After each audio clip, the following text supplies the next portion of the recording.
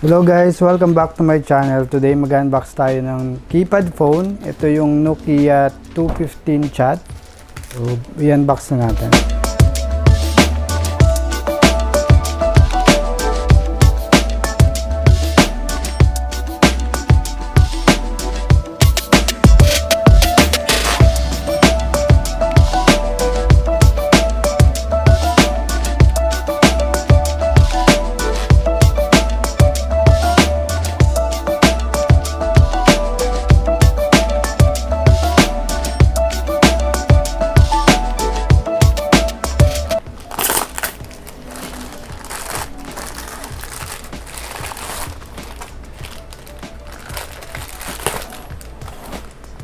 So, ito yung kanyang box.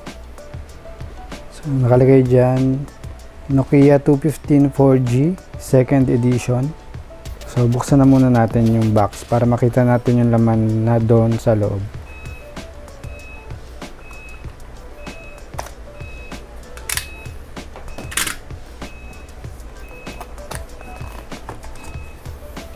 Okay, upon opening, ito yung kanyang unit.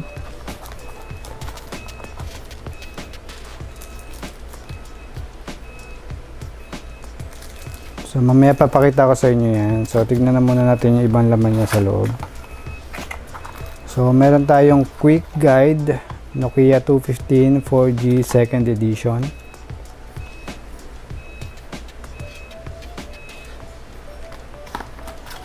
So, yung isa Chinese version. Tapos, meron tayong power adapter. Tapos Type-C na yung kanyang charger. So, ito yung kanyang removable battery. So, buksan na natin kasi kakabit natin yan mamaya. So, BAL4M 1450 mAh. So, ayan, may nakasulat na Nokia. Okay, wala na siyang laman. Okay.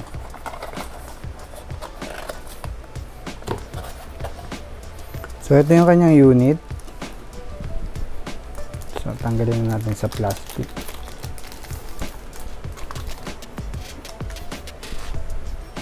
Okay, dun sa harap, meron siyang nakasulat na Nokia. Tapos dun sa likod, nakalagay HMD. Okay, matte finish na yung kanyang design. Tapos sa gilid, ito yung gilid niya. So, meron siyang headphone jack slot doon sa taas. Kabilang side, ito. Tapos sa ilalim yung kanyang Type-C port for charging. So, ito yung kanyang keypad, malalaki. So, meron siyang AI sa harapan. Tapos, yung kanyang screen na 2.8 inches. At kung mapapansin nyo, meron siyang camera doon sa harapan para sa video call. And sa likod, meron din siyang flash lang yung nasa likod niya, hindi yan camera. So, yung camera niya ay nasa front lang. Okay. So, buksan natin yung likod para malagay natin yung battery. So, medyo mahirap siya buksan guys. So, meron siya dung clip sa gilid. So, iangat nyo lang siya. Tapos, pag naangat nyo na, tsaka nyo siya bubuksan. So, upon opening, ito yung kanyang design sa likod. So, meron tayo dung dual SIM, nano SIM. 1, 2, tapos sa dulo yung kanyang memory card slot, SD card slot. Alam ko up to 32 GB na memory card yung pwede nyong ilagay dyan. Tapos, ilagay na natin yung battery. So, ito testing na natin yung unit. So, i-power on na natin.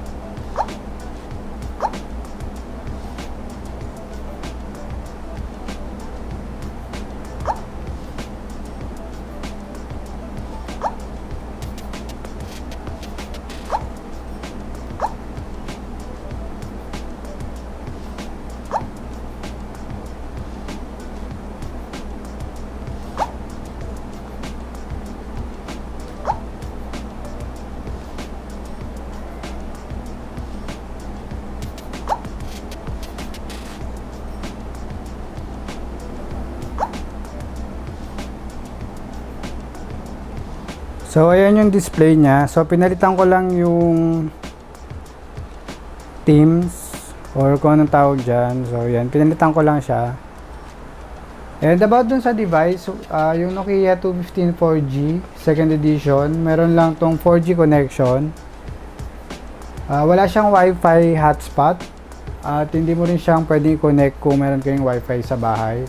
True data lang siya. Kailangan loadan nyo ng data yung SIM card na naka-insert dito para magamit nyo yung internet features niya.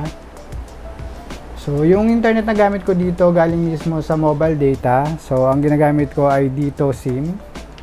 So pwede siya sa data. Yun nga lang, dapat 4G lang yung promo na gamit nyo. Tapos nasubukan ko na rin tumawag using dito SIM sa ibang cellphone number. So okay naman. So gumagana yung dito kasi di ba ang dito meron siyang promo na calls. So pwede nyo siyang gamitin sa dito SIM. Tapos na-test ko na rin yung video call using Nokia 215 to Android phone. So pwede siyang gumana as long as meron kayong internet dito sa keypad phone ninyo. So bago nyo magamit yon, kailangan nyo muna mag-install ng app dun sa Android phone, yung Express Chat. So meron siya dito yung Express Chat. So meron din yan sa Android. So mag-create kayo ng account, gagawa kayo ng account dun sa Android. For example, sa friend nyo na gusto nyo makontakt through keypad phone na 215, tapos magbi-video call kayo using tong keypad phone, kailangan nyo muna install tong Express Chat, create ng account, and then log in. Then pwede na kayong mag-chat from Android phone to keypad phone at pwede na rin mag-video call. Tapos yung pinaka nagustuhan kong features nito yung MP3 niya o yung music app, kasi pwede kayo maglagay dyan ng MP3 song, tapos pwede nyong gumamit ng Bluetooth headset. So maganda siya kasi 5.0 na yung Bluetooth connection niya. Tapos meron din siyang 3.5mm jack para sa radio. Yung radio, pwede kayong gumamit ng wired or wireless. So yung wired, kapag gagamit kayo ng headset, so ilalagay nyo dyan. Yung wireless naman, pwede siyang mag-play.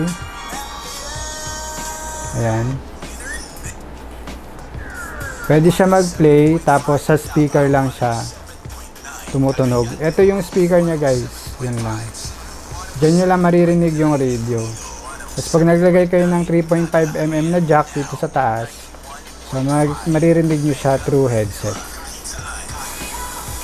Close muna natin yung radio.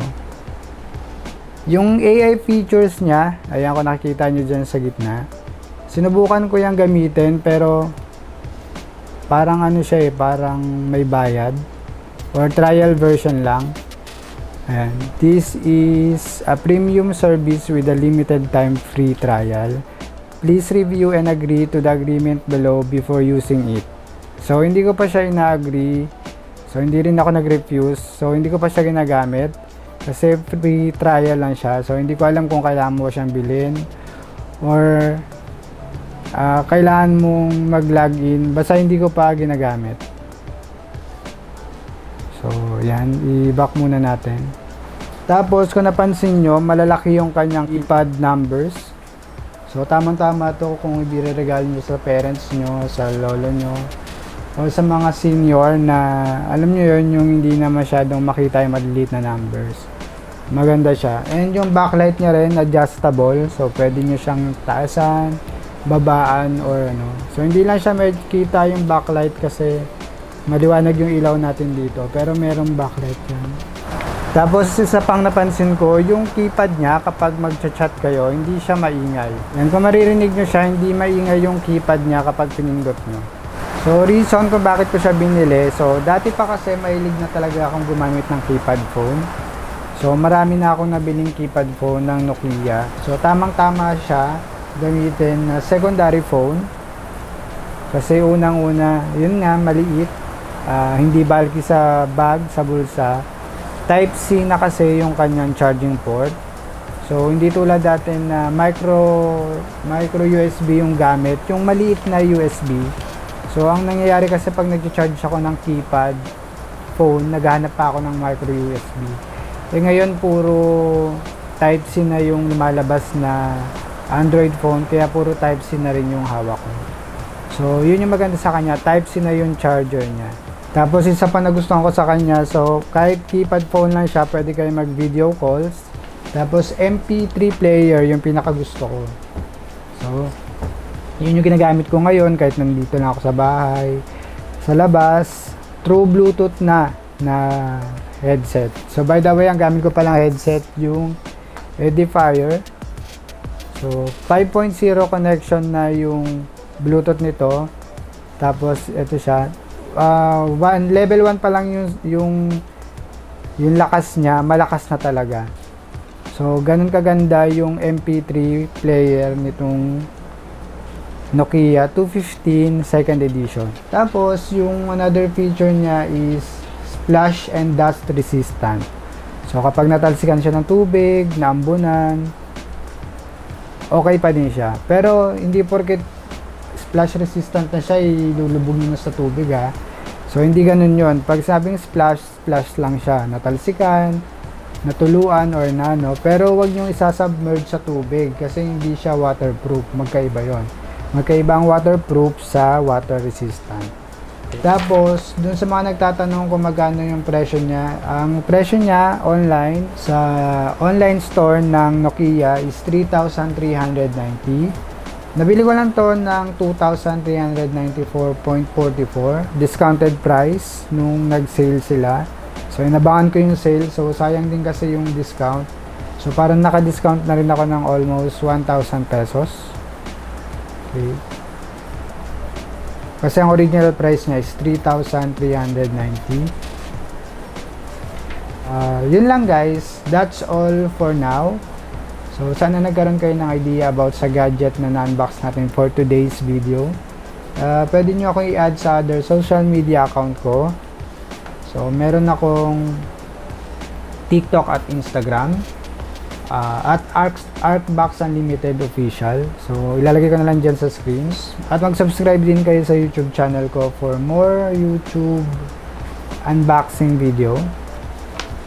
And see you again guys for the next video. And thank you for watching. So, ang ganda guys. So, gagamitin ko talaga tong Nokia na to. Secondary phone. And MP3 music. Bye guys. See you again next time.